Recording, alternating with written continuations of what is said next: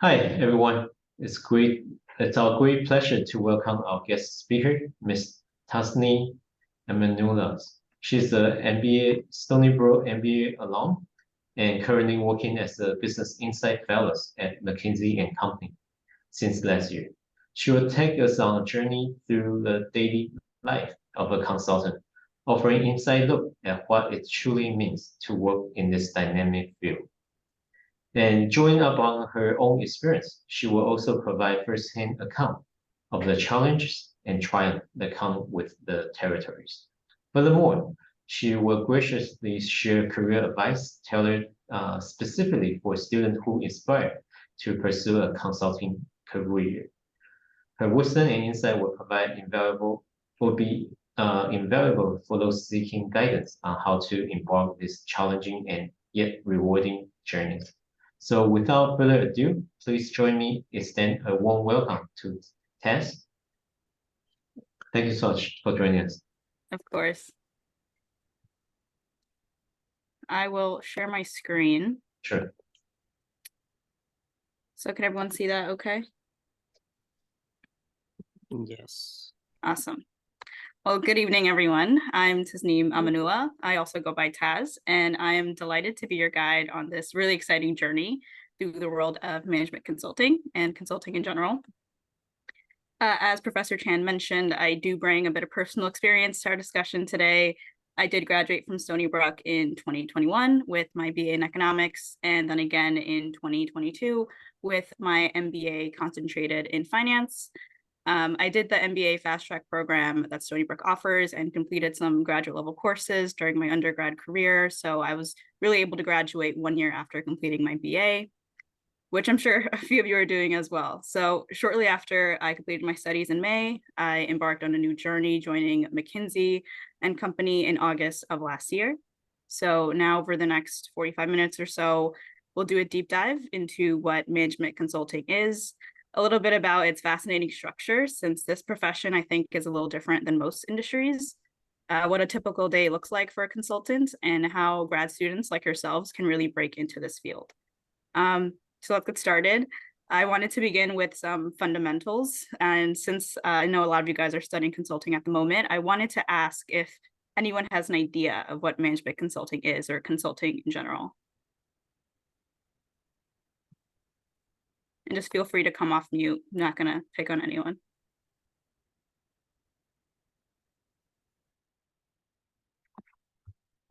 All right, no worries, no worries. When I actually encountered the term management consulting for the first time, I was actually in a pre-screening interview for the role that I'm currently in, and I didn't really know what it was either. It felt really ambiguous, and it kind of is, since every project and every study that you're on is so different from your last. So I do think it could be kind of a head scratcher, but fear not, that's what we're here to demystify for you guys today. So I think of management consulting kind of like solving a Rubik's Cube. It's definitely very challenging at first, but really rewarding once you figure out a solution for your client. But here's the overall gist of things. Management consulting to me is an art and science of helping organizations solve their really complex problems and enhance their performances. So you can think of us as problem solvers for hire for businesses and institutions that are facing challenges that they really feel like they can't handle alone. So doing a little bit deeper of a dive, we act as trusted advisors to our clients, right? So we're analyzing their data, we're providing insights through that data, and then we develop strategies to really drive some positive change. So we're developing tailored strategies to address the problems that we've identified. So anything that we propose may be organizational. We can optimize their processes, offer some financial advice, enhance market strategies. The list really goes on. And I think it's really unique to each client. So I also like to think of us as part educators, really, because we're providing knowledge and skills to clients that really help them sustain and implement these recommendations effectively. I think the usual goal is to increase efficiency and increase profits, but of course that is dependent on the client and what they want overall. So you can also, work as a consultant independently, or you can work as part of a consulting firm like I do. There are also consultants that are experts in their field. So say you love working in healthcare or doing AI studies, you can also become experts in those fields. And the flip side, if you do like a diverse set of challenges and you like to switch things up pretty often, you can be a generalist, which most people are. That's pretty much how everyone starts out. But what I think sets consulting apart is really its unique structure. So unlike a lot of traditional jobs where you have a set manager, we're often, moving between different projects and studies very often. Studies can range from as short as 4 weeks, and they're very time intensive, and you're working a lot of late nights. We're to the flip side, 6 months long. So it really depends on the client and what they're looking for and what their study is solving for. So that's another thing to keep in mind, is that you're never really on the same team for a long time, just as your studies are. So in the world of consulting, your team members and even your managers are always rotating. But I really think this fluidity ensures that you're exposed to a diverse set of projects, a lot of challenges, and definitely a lot of different perspectives. So I know the constant change could seem pretty daunting. I know for me, it definitely was, but I think it's one of the reasons why this profession is so dynamic and engaging. And it definitely keeps you on your toes and encourages a lot of adaptability and learning. Are there any questions so far before I move on to the next page?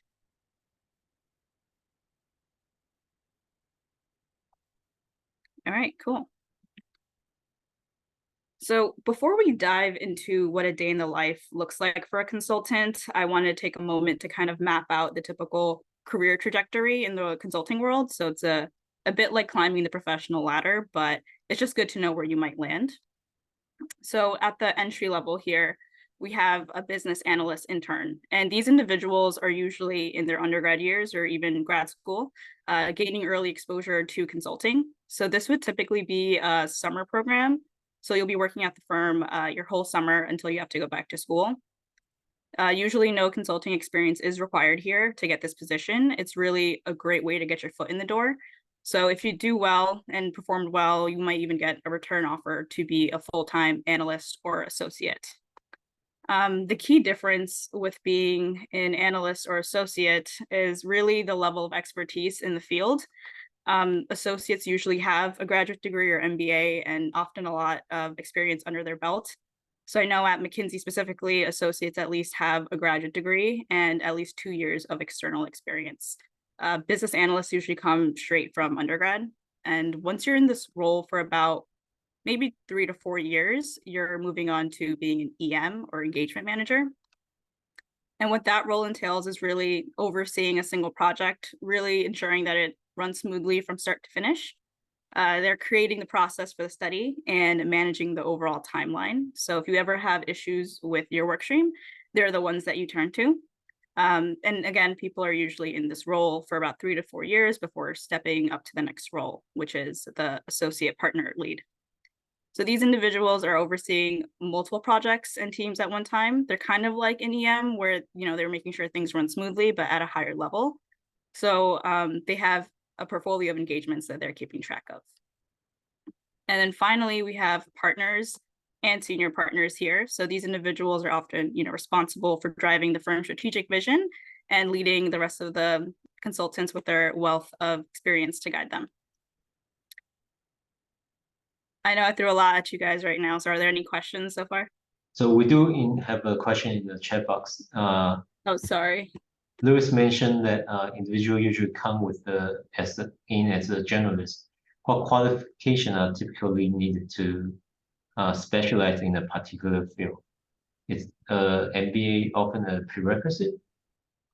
To be a generalist, no, you don't need an MBA. So let me just backtrack for a second here. So when you're a business analyst, you don't need an MBA. You're typically coming from undergrad and you don't need any other degree other than that.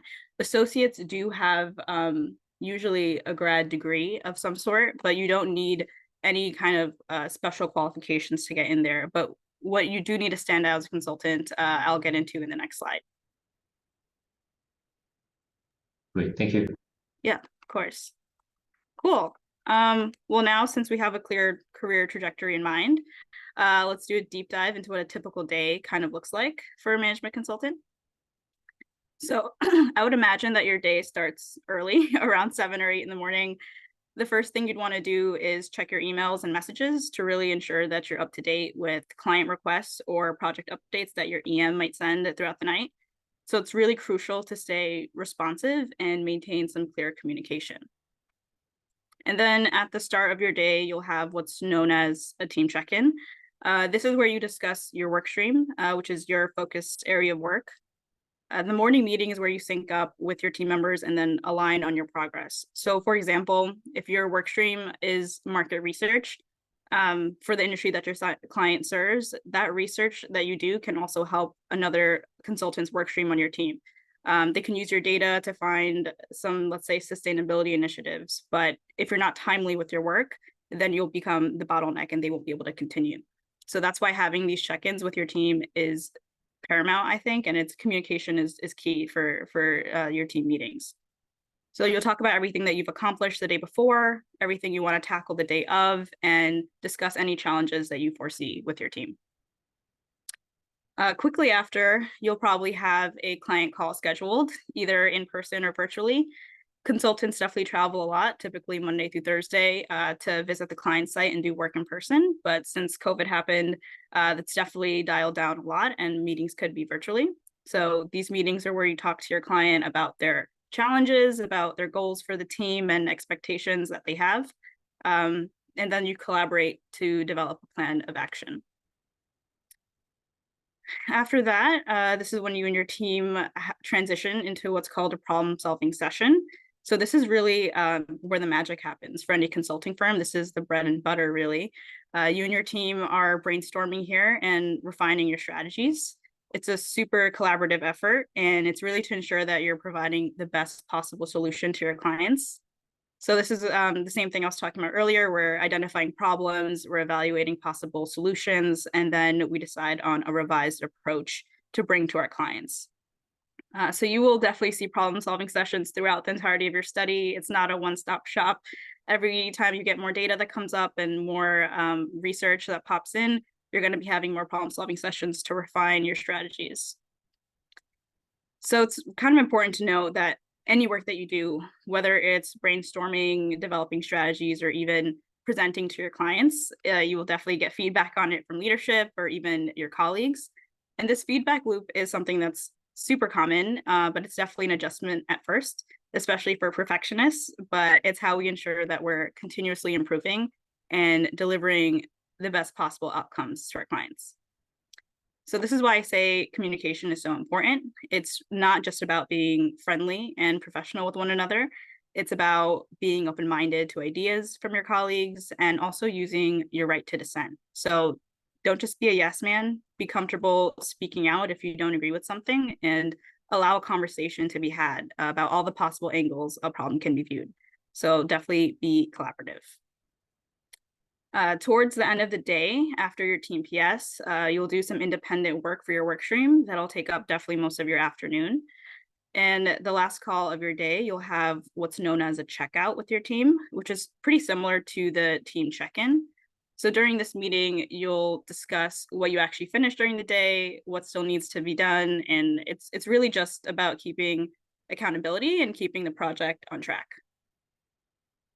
So to excel in this field, there's three things I think that are essential here. So critical thinking is a big one. Problem solving and effective communication, I think, are paramount to being a great consultant. I did want to call out a little note on the bottom there that I put that sometimes consultants are on the beach. Now, what this means is that a consultant isn't staffed on a study and is waiting to be staffed. So usually their professional development manager or PD is the one that's going to help them find staffing opportunities, and they'll reach out to them to help them with their developmental goals. But again, that's dependent on capacity, and it could take some time. I've known colleagues that jump from one study to another with no breaks in between, but there's other colleagues that wait a few weeks to hear about staffing opportunities. So typically during this time, you're not really able to leave your home base. You want to stay close to your office. It's definitely not like being on vacation. You need to make sure that you're close by and constantly checking your emails because you can be staffed at any moment. I do want to circle back to the piece on professional development managers or PD. I mentioned that they help you with your developmental goals. So let's say you're a consultant and you're getting off a healthcare study, and you go to your PD and you say, hey, I was just staffed on a healthcare study. I really enjoyed it and I want to do more studies in healthcare. They're going to do their best to get you there and get you to your next healthcare study. But does it always work that way? No. But they try their best to make that happen and make sure that you reach your goals. But it's all dependent on capacity and what's available. Are there any questions? Let me see. All right.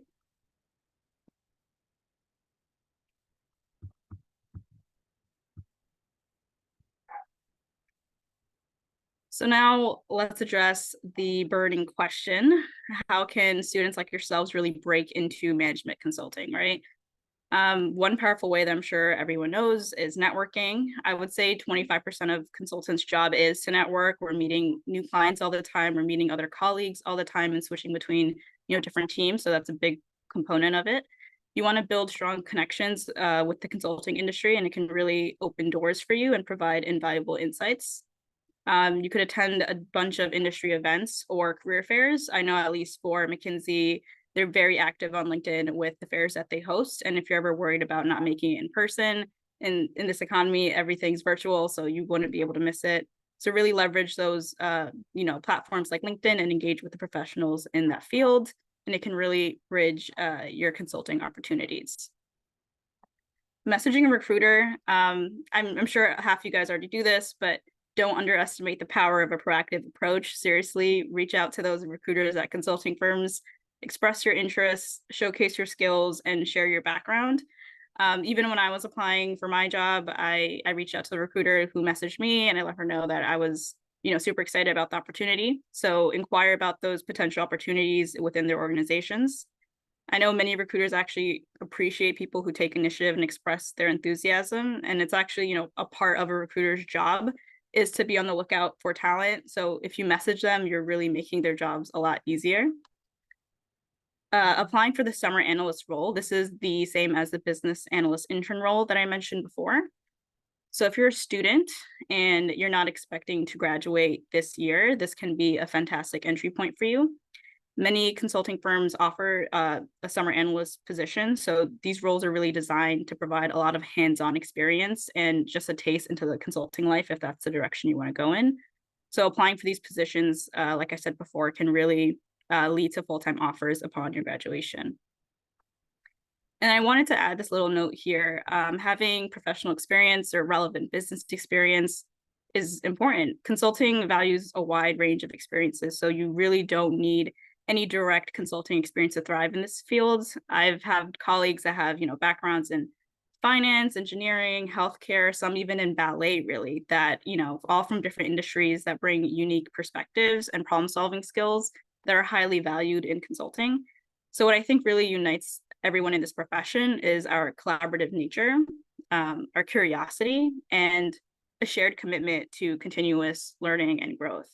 So there's no one-size-fits-all path into consulting. It's a field that embraces diversity and really welcomes individuals from various backgrounds. So what truly matters, I think, is your passion for problem solving and your drive to make a meaningful impact. So, whether you're networking or reaching out to recruiters or doing whatever, the world of consulting definitely has a place for you to thrive and grow. But there is another avenue that I wanted to mention, especially since it's how I got my foot in the door, and that's the Build Fellowship Program. So I would love to introduce this opportunity to you. As I said myself, I'm a proud Build Fellow, and this initiative is actually specifically designed for SUNY and CUNY students, which is why I fell in love with it. So it's all about fostering innovation and leadership.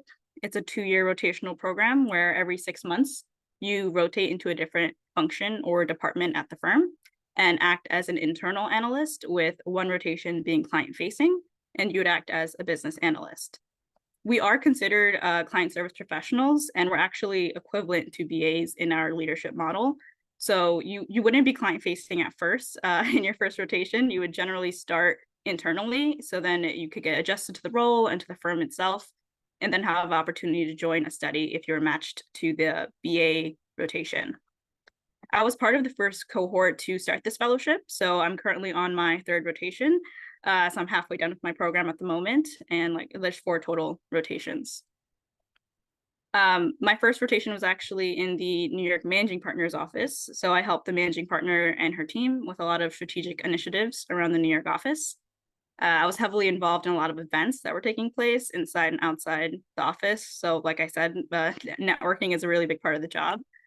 And my second rotation, I was part of talent attraction, which is a pretty fancy way of saying recruiting, but in global transformation. So I worked with colleagues from all over the globe while we were discussing initiatives to make our recruitment process better and a lot more current within our 5 regions. And I just wrapped up that rotation in August, and I'm recently starting my third rotation in All in Diversity and Inclusion, the engagement impact team, where we're writing comms internally and externally to celebrate our colleagues and their diverse backgrounds. So as you can see here, the Build Fellowship offers numerous benefits, including mentorship from industry experts. A lot of our sponsors for the program are director level and up, so you're really working closely and having mentorship from people that have been at the firm for a long time. You have workshops to enhance your skills. There's tons of resources at the firm, Excel training, PowerPoint training, leadership training. There's anything you could think of. So there's a lot of ways to enhance your skills. A lot of real world experience through the projects that you're going to be on with leading organizations. Once you're staffed, you'd see the beauty of it and act as an actual BA. So you're really in the weeds with that one. And it's a really transformative experience for your career. So I know for myself, I've done plenty of things that I never thought I'd be able to do in my professional career. I always thought with my degrees, I'd go into something, like banking or something more finance focused, but I found myself growing and trying things that I never would have had the opportunity to do if it wasn't for this program. So it really gives you time to figure out where you best fit and discover some new skills about yourself, or maybe even develop some new ones along the way. This program is really all about self-development. I know the second cohort of fellows actually just started about a month ago. They applied around the same time last year. Applications for the third cohort of Build Fellowships are not open yet. I made sure to check with HR before joining this call. So I believe they're still figuring out their timeline, but it should open up sometime soon. If you are graduating this year, or maybe even in the spring season, you should keep an eye out for that application. That would be posted on the McKinsey Careers website if this sounds interesting to you. And then if you have any questions about this program or need any support, you can always reach out to me on LinkedIn, and we can definitely continue the conversation there. So are there any questions? Great, thanks so much. I actually have a question. So could you shed some light on the hiring process? The hiring process? Right, and also how does it involve in an extensive interview or some kind of 360-degree type of evaluations? Yeah, honestly, it's a really extensive hiring process. I think there's probably 5 interviews that I did even for my rotation. We did the same kind of interview that you would do if you were a BA. So they have the screening process where the HR rep comes and meets you and they talk to you about what consulting is and your background a little bit. Then we have 3 case study calls. So you do need to prep and do your case studies and case interviews. But they do offer services before your case studies where you're able to go and learn with a group that's also applying, and they give you some case studies that you can work off of. So you can do independent study, you could study with the team. That's really nice that they offer that service. And then usually about a week after your final interview is when you get your call. So it's a very extensive process. Great, thank you. Yeah. I just have a quick question. So this is relating back to the leadership model that you mentioned. Can you just clarify the difference in experience levels between like an associate and a senior BA? Because it seems like their roles kind of like overlap. So I'm kind of curious what sets them apart. Yeah, definitely. Just to clear things up, they're both consultants. So usually when you're on a study, they'll tell you EM +2, EM +3, EM +5. Honestly, it doesn't matter what their role is, associate BA, they're all doing the same work. Really, the only thing that differentiates them is their experience. So if you're a BA, usually, like I said, that means you went to undergrad, but a senior BA has been in that role for a couple of years now, or is a little bit more tenured, has more experience doing BA work. And an associate just has external experience. So before joining at least McKinsey, they'll have consulting experience elsewhere, or at least industry experience for the service that they're providing. So if they are serving AI clients, they have experience in AI outside of our firm, but they are doing the same work. So you're right, they do overlap.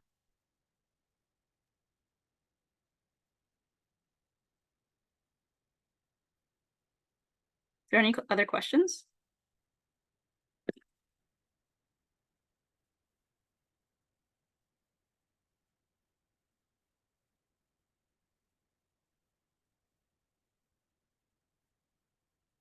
So basically, you can be a senior BA with experience, or can you only be a senior BA once you become a BA first at the firm? Yeah, so you could only be a senior BA once you have a couple years of experience at the firm. So usually you start as like you're just called a BA, then it goes up to like a second year BA or third year BA, and then they finally call you a senior BA once they think, you know, you're ready for that title. And typically if you're a senior BA, you're taking on roles that mimic an EM, an engagement manager. So they're preparing you for that transition to becoming a leader. So they'll lead studies, but they still have the senior BA title, but that just means that they are preparing for that next phase in their career. Okay, that's really helpful. Thank you. Yeah, of course. Hi, I have a question. Mhm. How do you enjoy your time working at McKinsey? I love it, honestly. I've been here now over a year. And to be honest, it's the first job I've had that lasted over a year. And I think that, speaks volumes for how great the culture is. I think I've heard a lot in the past that when you graduate from college or your grad school program, that you kind of lose that sense of community. You don't have a place where everyone kind of goes through the same experience, but they do a really good job of making you feel like you're still in school because you're constantly learning all the time. But also they literally call it the school of life because we have a lot of clubs, we have a lot of affinity groups, and they really have a lot of social events that keep you active. So you never feel like you're not part of a community. Do you think you have a good work-life balance? And if not, how do you maintain that? Yeah, that's a great question. Well, since I'm in a rotational program, things change pretty often. I've had rotations that were better with work-life balance, and my first rotation definitely was not. I was in the managing partner's office, and we were working, some events were till like 10 p.m. But it was a good time. I would say, it matters the people you work with, But if I feel like I'm lacking in personal time, you could always block off your calendar, which is the best part, I think. So typically, even people at the firm, they'll block off lunch, they'll block off time to relax. And I don't know if some of you guys know Slack, it's like a texting platform, but you can update your status. People usually put like breaking for balance. So I think understand like we're all human and we all need time to decompress. So I think we do make it a priority if need, and people understand it. They're very accepting of, I need a breather. What's your favorite event that McKinsey hosts? Because I like heard somewhere that they host like this like big holiday parties. Yeah, the holiday parties are definitely great. I've been to one of them, and I think that would probably be my favorite event.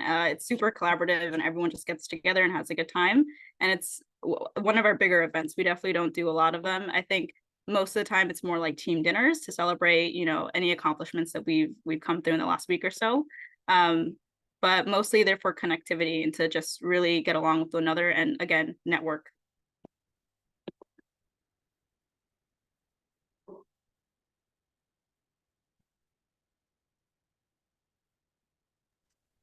So I have a question as well. And my question being, when you started as your new role in their program, what was the most challenging part for you in terms of like adjustment and acclimatizing into like the type of work that you're doing and the new environment that you're in? Yeah, that's a good one. The thing is about this rotational program, I think, especially when you're new, they give you a lot of leeway, right? But now that I've been here for a year, it's more like throwing me right in the deep end because they still look at you as a BA, right? Like they don't really look at you're a fellow, you're like an intern. They look at you as a BA. So you're going into the new program or new rotation. They're giving you work that you're not familiar with, but you're still expected to deliver, right? So typically they'll make you do, let's say if I'm given like an Excel model that I need to do, I'll do it to the best of my ability with the information I'm given, but I can't fill in all the blanks, right? So I do a V1, and then usually this is where the feedback comes in, right? So the feedback is where they kind of fill in the blanks for you. And that's, it's different with every team. Every team has a different structure of how they like their files, of how they like their team meetings. But you get adjusted to it pretty quickly. And they, you know, like I said, they humanize you here. They're not thinking you're robots and can get everything done in one go. So, and usually the deadlines are pretty generous too, with at least with the rotational program. I'm working on a couple things right now, where I have like at least a week or two to get things done. But in the process of doing things, we're doing feedback every few days to make sure we're on track. So I'd say it's pretty generous. Okay, thank you for that. And then a follow-up. How many projects do you find yourself working on at one time? Yeah, that's a tough one. Well, at the moment, I would say I'm handling about like 5 or 6 different things. The deadlines, I guess, are something, you know, that's something you have to manage yourself. You have to take accountability and make sure you're on top of things. In my last rotation, it was a little different because we had like 7 or 8 different priorities that we were trying to manage at one time, but they're for the year. So we're just updating as we go. Every team is different with what they need to do, especially since I'm working on comms now, right? So we're working around the holiday schedule. So anything that comes up, like Transgender Awareness Week, International Women's Day, we're working on those schedules. So, and they take a lot of time to actually build out months before the event or the holidays actually celebrated. So we're thinking ahead all of the time. Thank you for the responses. Yeah, of course.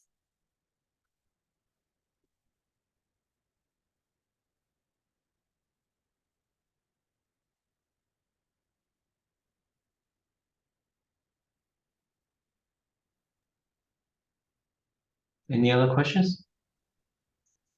If not, I have another question. So I'm just curious. So oftentimes, people say different consulting firms have different type of process, and they have their in-house way of doing things. Do you feel that's true or not? And if that's the case, what's the implication for your career? Meaning, in the long run, so that's another I guess that's a different question. So my second question is, what's the career trajectory for most management consulting? Mm-hmm. Yeah, I mean, I shared it earlier, but the career trajectory, at least at our firm, so I can't really speak to other firms, but this is typically the career path that you go towards. But I also, I want to mention, I didn't say this before, that even though this is a career path for a consultant, I think a lot of people, and what's great about our company is that there's a lot of fluidity. So let's say you are like an EM, right? But you're thinking, hey, I don't want to really go the consultant route. I want to switch for a couple years and then come back to consulting. You can totally do that if you wanted to. So you could switch to internal if you need some time to decompress from the life of consulting, and then go back and then just pick things back up and be an AP. So I think that's the beauty of our firm, at least. I can't speak on others, so I don't really know the others that well. But I've seen it happen time and time again where people are so fluid with their career choices. And I don't think that's really offered in a lot of other industries that you go into. So I guess it's very different compared to the Big Four accounting firm. If you don't make it partner, then you have to exit. Exactly. Like I've worked with people even in professional development, PD, that have been in PD, but then decided they wanted to be a consultant and then went the consulting route, you know, and then they start as like an EM since they have the experience of leadership. So really, they let you just figure yourself out, and it's all about your personal growth and what you want for yourself, which is great. They don't look at it as like, okay, you're a BA, you need to be a partner by the end of it. It's totally your choice which way you want to go. And I think for them, it's more thinking about the people and how people at their firm can be happy and improve the way that they want to. Great, thank you. And we have another question in the chat box. So Louis asked, what sets McKinsey apart from other firms? You mentioned about feedback culture. Are there any other cultures specific to McKinsey? Well, I think the biggest part for me is really just a sense of community. I don't really feel like other consulting firms really touch on this a lot, but I think we do a really good job of making sure everyone feels like they're a part of something bigger than just doing their work, you know? And I don't know if that's a tactic to make you feel like you need to be at work longer or not, but they do a really good job of making you feel like you're part of a greater community than just solving other people's problems.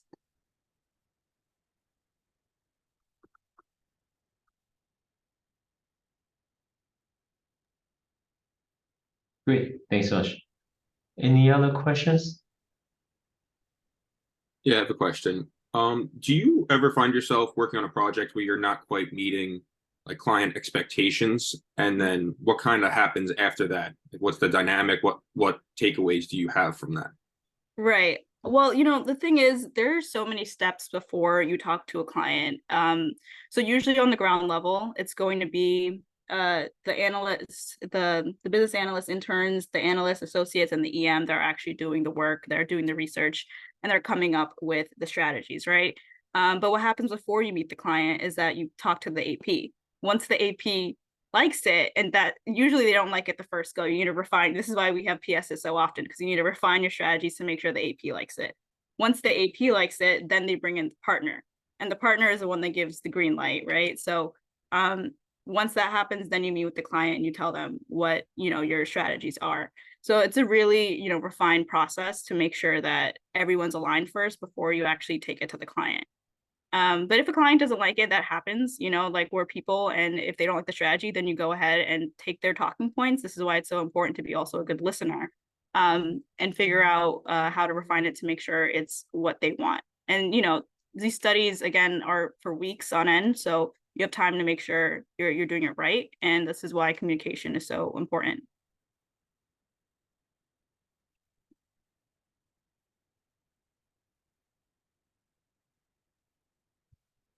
Great, thanks so much.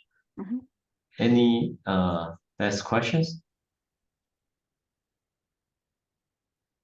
All right, thanks so much, Tess. Really appreciate you sharing your insights and career advice. And for any of you who wish to connect, please feel free to reach out. As Tess have mentioned, networking is really a wonderful way to help you to get into any type of fields. So please use these opportunities to get connected. Thanks so much, everyone. Really appreciate your time.